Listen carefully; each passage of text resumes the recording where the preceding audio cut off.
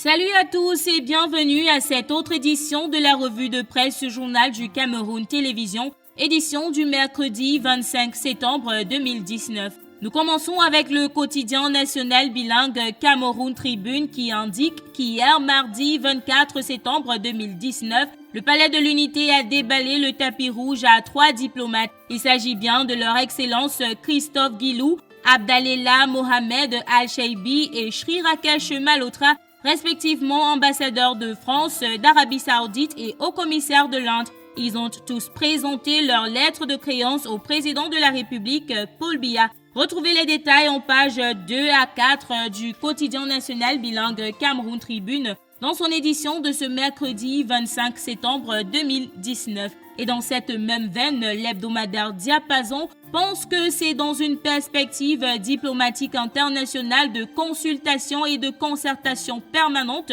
que le Cameroun s'est constitué le point de convergence de ses personnalités et donc selon lui, le grand dialogue national serait dans le giron de la géopolitique internationale. Pour plus de détails, allez en page 5 de l'hebdomadaire pratique de l'emploi, de l'économie et des finances dans sa parution du mercredi 25 septembre 2019. Toujours en rapport avec le grand dialogue national, l'œil du Sahel indique que le RDPC menacerait le grand dialogue de Paul Biya dans la confection des listes des différentes délégations. Selon le journal de Guiba Gatama, l'on remarque une forte présence des délégations du RDPC dans ces listes et commandant que cela pourrait être d'une menace pour ce grand événement national, eh bien le journal vous propose des éléments de réponse en page 3 de son édition de ce mercredi 25 septembre 2019. Pour le quotidien Mutation, le problème anglophone, principal sujet de ce dialogue national, serait concurrencé par, je cite,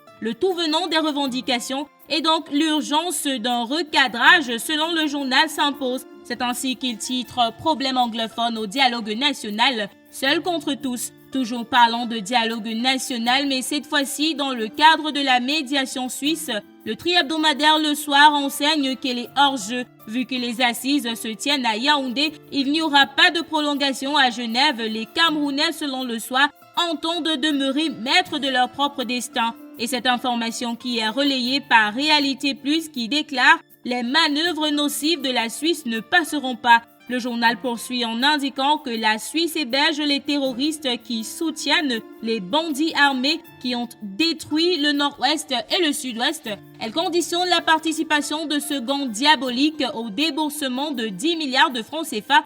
Et la Réalité Plus de conclure, le grand dialogue national se passe au Cameroun et non en Suisse et entre Camerounais. Réalité Plus qui fait également le bilan désastreux des 3 ans de terrorisme d'Ayok Tabé dans les 2 régions anglophones du Cameroun. Selon le journal, je cite, « Ils ont violé plus de 700 filles âgées de 12 à 14 ans, arrêté les projets de construction des routes Bamenda, Babadjou, Kumba et Kondotiti, incendié une dizaine d'écoles et collèges, hôpitaux et centres de santé, paralysé le fonctionnement de la CDC et PAMOL pour une perte de plus de 70 milliards de francs CFA et tué plus de 2000 personnes. Les détails sont à retrouver dans les colonnes de Réalité Plus parues ce mercredi 25 septembre 2019. Crise dans les régions du nord-ouest et du sud-ouest, les visages de l'horreur, c'est le grand titre à la une du journal Le Quotidien qui renseigne qu'en 3 ans, Sisikou Ayok Tabé et co ont, de par les actes néfastes qu'ils ont posés ou fait poser dans les régions du nord-ouest